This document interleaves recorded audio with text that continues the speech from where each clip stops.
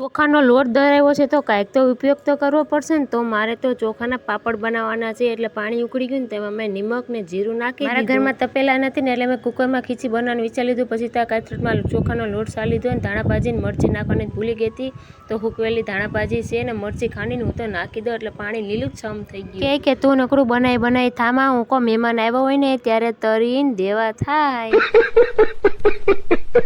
Gas ઉપર કુકરમાં ખીચું હલાવવાની નહોતી મજા આવતી એટલે મેં કુકર નીચે ઉતારી લીધું ને ગેસની હાલત જોવો રેલમ છેલમ લોટ થોડા ખીચાના ગોવિંદા કરી નાખ્યા ને બીજું ખીચું હતું ને તો કુકરમાં ભર્યું છે ને ઢાંકણું બંધ કરી દીધું. પાપડ કરવું ને મારી ઢીંગલીઓ રહી જાય એવું કઈ બને તો મેં એને બિહાર દીધી, રમકડા લઈને બેસાડી દીધી મારી પાસે. પછી તો કૌશિકને બિહાર દીધા પૂરીનું મશીન લઈને હું થોડા કરવા લાગો ને તો જટ થઈ જાય. એક બેન તો બેઠા હતા ને શિવાની બેન ઉઠે ને એટલે કૌશિક એમ કે જો હમણાં તારા પાપડ બની જાય ને ધાબે તડકો આવી ગયો હતો ને એટલે અમે પાપડ લઈને ઘરમાં એક ચુંદડી પાપડ બનાવ્યા હતા ને એ તો હુકાઈને ખખડી ગયા. જુઓ તો આ બીજી ચુંદડીમાં તાજા છે, એ જે નથી હુકાણા, તડકો જેવો પડે છે ને. હું પાપડ જોઈને ઘરમાં આવીને ત્યાં તો શિવાની બેન ઠેલીએ પૂગી ગયા છે તો આખા ઘરમાં લોટ કરી દીધું ને. તો હું સાફ કરું, તમે બધા ફોલો કરતા જાજો.